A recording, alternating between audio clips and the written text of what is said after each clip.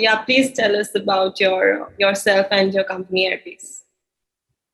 Yeah, no, I'm Thejo Kote. I'm the founder and CEO of Airbase. And, I'm originally from India. I guess you're in India too, right, Komal? Yeah. I'm currently in Kolkata right now.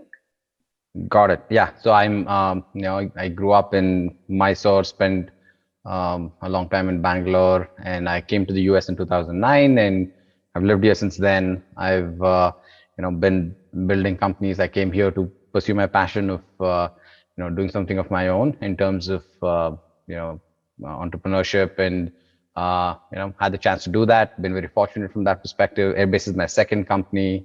Built and sold another one called Automatic before this. But with Airbase, we're essentially trying to solve the problem that I learned about building my first company, and I learned about and experienced, and that's around how companies spend money, right? And if you look at all of the money that companies spend, usually it's payroll, that is people's salaries, and then there is everything else, right? So that's the non-payroll spend, and that could be marketing and software and food and travel and the 100 other things that companies tend to spend money on. That's a very complicated process especially for small and mid-market companies. If you look at companies, say less than 1,000 employees, and how do they manage all of the non-payroll spend? There are many different systems that they have to kind of adopt to solve that larger problem, right? So on the one hand, some money is being spent on corporate cards. They're also receiving invoices that has to be processed and paid out via ACH or check or something like that, and that has a category of product called bill payments products like bill.com that have to be used. Employees are spending money on their own and then coming and reimbursing it. That needs yet another system called, the category is called expense reimbursement systems. And so all of these, you have to go buy independent systems, and then the request approval process. As you're scaling the company, you want people to ask before they spend money. And that is happening on Slack, it's happening on email, and very ad hoc process. There's no audit trail as to how decisions were made about spending money. All of this means that the downstream accounting processes and work that is involved is very manual. You have to go get data from different systems. You have to go record it in NetSuite and QuickBooks and all these other systems. So that's kind of the problem we solve, right? And so instead of having silos for spending money across all of these different systems, Airbase unifies all of it, consolidates all of that experience, and the entire life cycle of how money is spent from the moment an employee thinks, hey, I want to spend money, how is it requested, how is it approved, how do all the payments happen across all of the different payment methods, and finally, we even automate away a lot of the accounting work and how it's recorded in the general ledger, which could be NetSuite or QuickBooks or something else, right?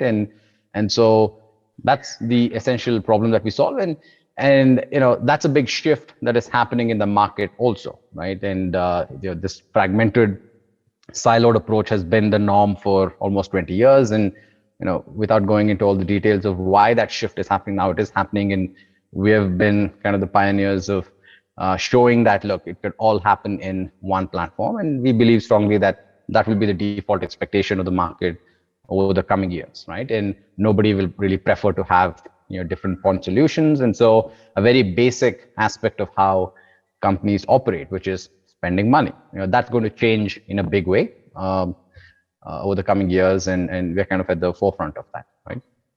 So do you cater to like the small and mid-sized businesses only?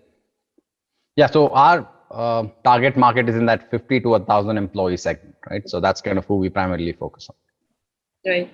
So in the beginning, you said that you wanted to go to USA to become an entrepreneur. So may I ask why USA?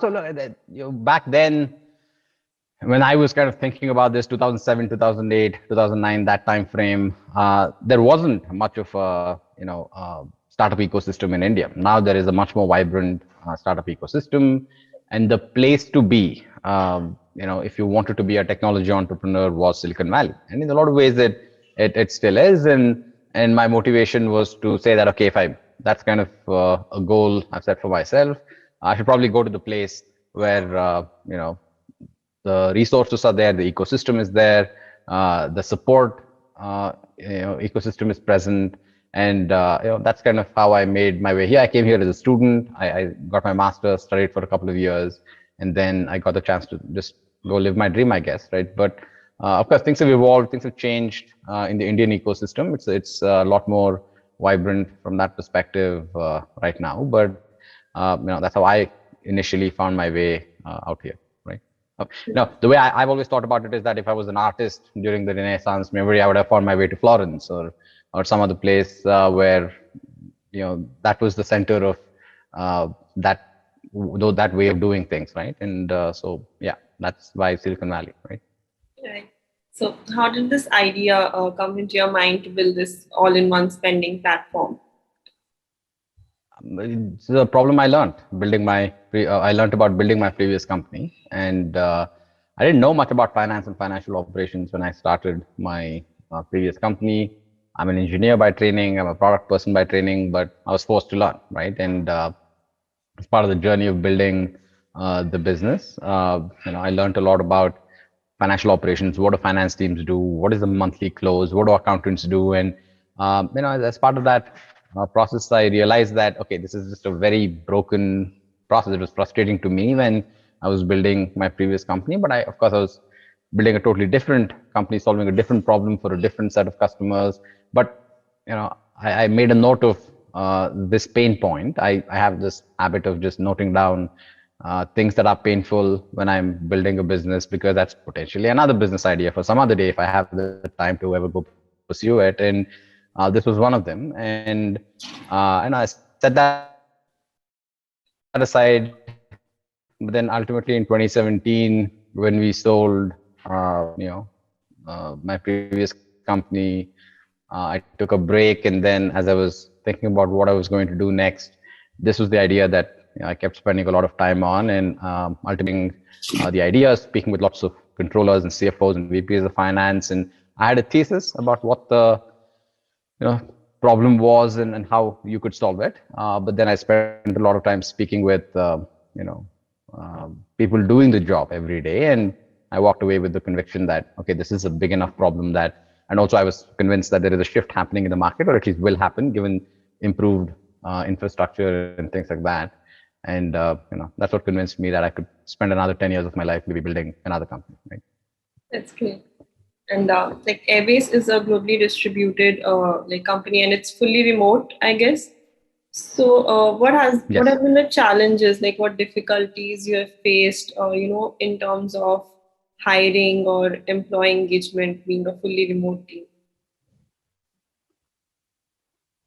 Yeah. So look, that's always ongoing challenge. The way I think about it is building a globally distributed team. It has pros, it has cons, and it's not a silver bullet, right? Like no system is perfect, longer than the list of cons, and so we do it, right? And but in terms of the cons, it's definitely always better if you can spend time with people, in person, right? And allows you to build a better relationship. It allows you to get to know them better and all of those kinds of things. But and we try to simulate that as much as possible, even when people are remote, right? So we do things like randomly matching people on a weekly basis so that they can just catch up, if only for 30 minutes, and get to know each other.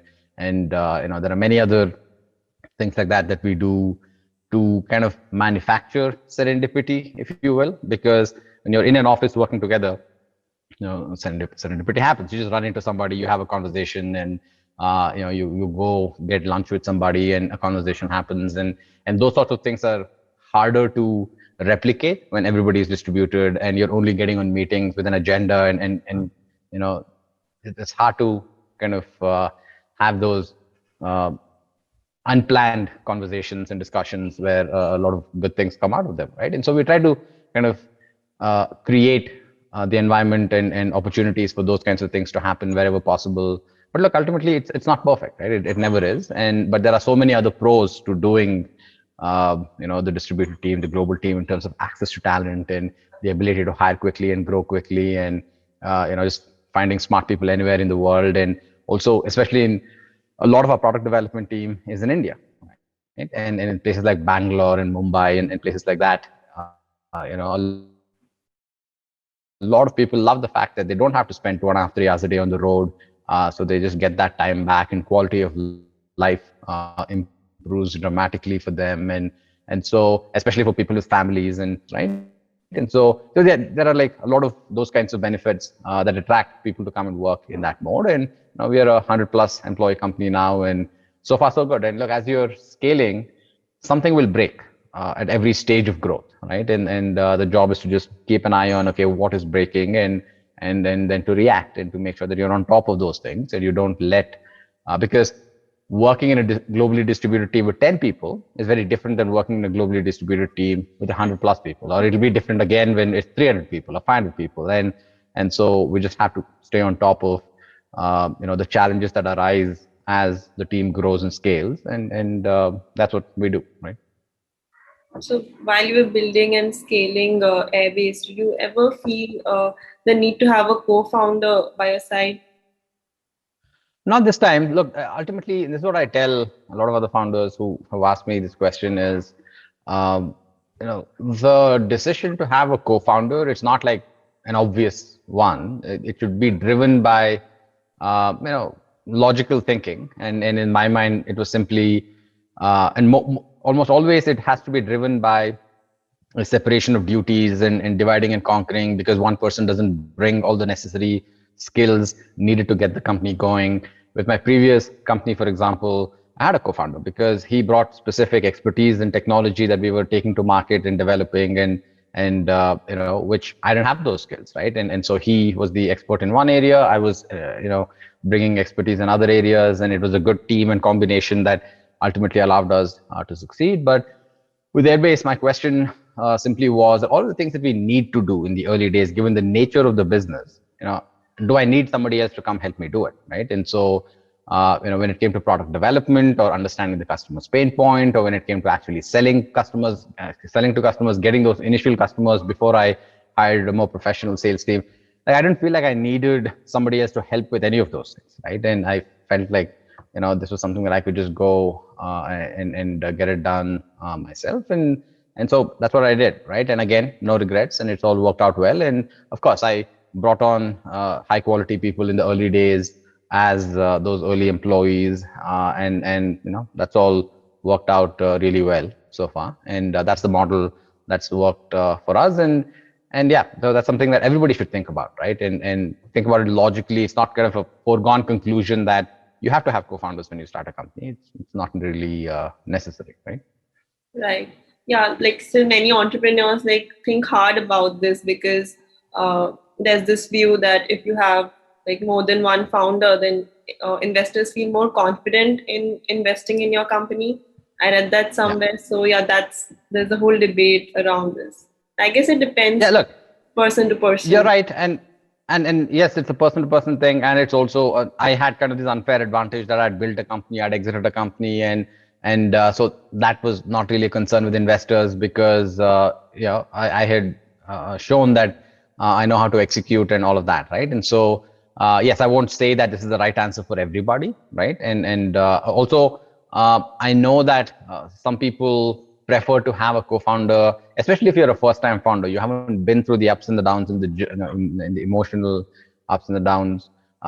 It's good to have a co-founder to support you so that you're not taking all of the weight and the load yourself. And maybe that makes sense if you're a first-time founder who's never experienced it, and you don't want to get thrown into that experience just by yourself. And because yes, in a lot of ways, being a founder or co-founder, it's a pretty lonely job, right? And you can't always share every little detail of how things are going with the team, and you have to kind of deal with it yourself and that kind of stuff. And it totally makes sense if you've never had to experience that, that you might want somebody, a partner, to share that load with. And but again, like having been through that journey once, I didn't feel like that was something that was really important or necessary for me to kind of have a partner to share with, right?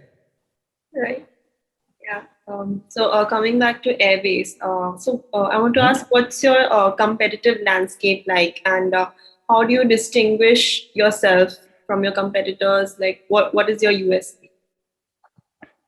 Yeah, look, ultimately, I talked about the transition that's happening, right? Which is the entire ecosystem is going from these siloed specific tools to a consolidated platform, right? It's that spend management category that is getting defined in that small and mid-market segment. It's going from these siloed categories of corporate cards, bill payments, expense reimbursements, to a broader category called spend management that kind of platform support, right? And this is something I've been saying for years now, and we've been talking about the spend management category, and of course, there's been a lot of noise in the market about an adjacent, just corporate cards. I think there are a few companies like Brex and Ramp and Divi that have been very focused on just saying, look, we have a better corporate card, and you should come and use a better corporate card than the incumbents like American Express and things like that.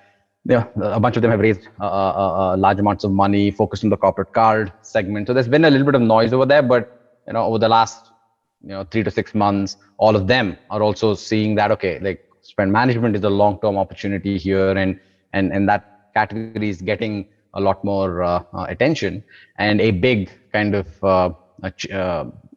step forward that happened in the ecosystem was a couple of weeks ago. Bill.com acquired a company called Divi for $2.5 billion. And I think that was a huge validation where Bill.com is basically saying they're a bill payments product. Like that's all they have, right? And of course, they're a public company, they're a $10 billion company. And now they're saying that, okay, I see where the market is going. The consolidation is happening. I have bill payments. I need a corporate card product. I need a reimbursements product. And so they bought Divi to give them the corporate card product. Maybe they'll go buy somebody else to give them an expense reimbursements product. We'll see how that evolves. But it was a definitely huge validation for something I've been saying for a few years now, that this is where the market is going, right? This is absolutely where the market will end up. And so that was great, right? So now we have Bill.com is definitely a competitor, but they focus more on the lower end of the market. I think the other important thing to focus on is the size of the customer that you typically go after, right? Because the problems that very small customers, so they're less than 50 employees, face is very different than what companies with hundreds of employees face, right? And so we have traditionally focused on, the majority of our customers are north of 100 employees. And the majority of customers of some of these other players in this space, like Bill.com and Brex and Ramp, they're all less than 100 employees, right? And so that's a pretty big distinction. And the way I think about it is that, as the spend management category gets defined, there are a whole bunch of companies. The analogy I like to think about is the general ledger or accounting software category, right? So for the smaller end of the market, you have players like QuickBooks and Xero. They all go after the smaller end of the market. They're all very good businesses on their own. But then there are also very successful companies like NetSuite and Intact, Sage Intact, and companies like that go after mid-market companies. They're also very successful in their own right. And this is such a large market that you can go after different segments and still be pretty successful. And that's how it's evolving, right? But yes, but the majority of the cases when we are talking to customers, we still run into the silos, right? So they're using a corporate card system and Bill.com and Expensify, and they have 3 or 4 systems, and then we help them consolidate it into one platform. So that's how the competitive landscape looks like at a high level, right? Right. And on the website of Airbase, there's this page where you have written ready to replace Bill.com. So do you think that this is healthy competition, or like there's some backstory we don't know of? No, it's just so you know, it's just the standard stuff that everybody does for SEO purposes, right? And because you can go to any company's website and they likely have pages dedicated to competition because everybody's searching for, especially if it's an incumbent, right? Bill.com has been around for 15 years, and every new person, because a lot of people are searching on Google for Bill.com alternative, right? And things like that. And again, for SEO purposes, you want to have a page where people are actually actively searching for those kinds of things. You want to give them the opportunity to come, and you want to tell your story about, hey, here's why we're a better alternative. If you're ready to replace Bill.com, here's what you get in return. It's a very standard aspect of marketing, and pretty much every company does it for all of the other companies that they are competing with in the space. And so I think it's totally fine, and it's a standard practice that we also follow, right? Right. So just like Bill.com, does Airbase also have any such acquisitions in the pipeline? No, like I think it's very early days for us. We have a lot of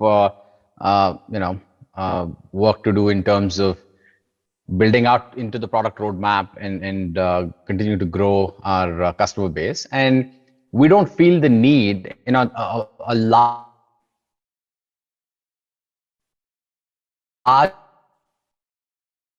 There's a connection problem. older company like Bill.com. Can you hear me now? Yeah, I can hear you. It's just that your video. Can you hear me? Yeah, I can hear you. Please continue. Just the video is stuck. There's some internet problem. Okay. Yeah. Yeah, no, I think it's okay. So what I was saying was, for larger companies, they have to acquire to innovate, right? And so, we don't feel that need. We are small, we're nimble, we are moving fast, and we will build what we need effectively. And for a larger company like Bill.com that is set in its ways across the company, in terms of marketing and sales and product development and all of those things, they do things a certain way, really moving quickly as the market is shifting, and innovating. It's harder for them to do that. So the only way that they can catch up is by acquiring, other companies that are coming up behind them and trying to compete with them. And we don't feel the need to do that. We are fast, we're nimble, and we continue to do that. But so, there are no plans at the moment for us to acquire any other companies or anything like that. But that might change in the future, because we have a broad kind of goal in terms of the breadth and depth of solution that we want to provide, right? Right. And Airbase has some like top-notch customers. So what has the feedback been like from them? No, it's been incredible. So yeah, obviously I will say that it's been good. What you should probably do is you should go to like these neutral third-party websites like G2 Crowd and Capterra, and just search for Airbase and read the reviews there and look at what people, our customers, say about us. And I think that approach of consolidating everything is uniformly accepted as the future and the right way to solve the problem, right? So when I started working in the company, and it was basically the question I asked myself is that, look, if you started thinking about the problem from first principles, like the problem of how businesses spend their non-payroll dollars, how would you create a system? Like, what would that solution be? And so that's something that I asked myself in 2017, and that's kind of the solution we have been building. And the feedback so far has been tremendous and positive, right? Right. So before founding Airbase, you had founded two other companies. So can you share what was the learning, or like what challenges you faced, and how you learned from your mistakes in that period?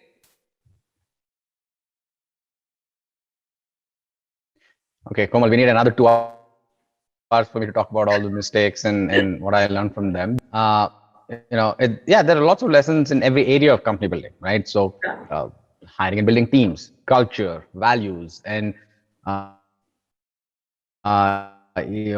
fundraising, and how to kind of listen to customers, and when to listen to them and when not to listen to them. And the list goes on, right? So there's a lot of kind of lessons and learning and scar tissues around things that I didn't do well. Look, ultimately, the outcome for Automatic, my previous company, was great. It all worked out. We had a great acquisition, and that was all fantastic. But there are still a lot of lessons. I feel like it could have been even bigger, right? Yes, that's kind of maybe a very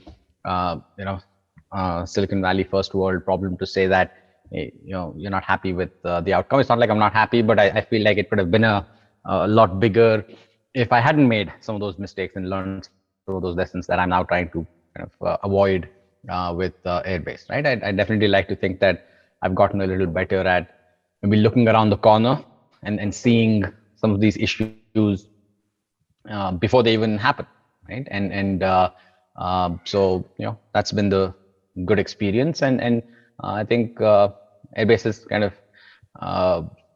progressed a lot faster in the same kind of stage of life cycle of the company because of those lessons and learnings, right?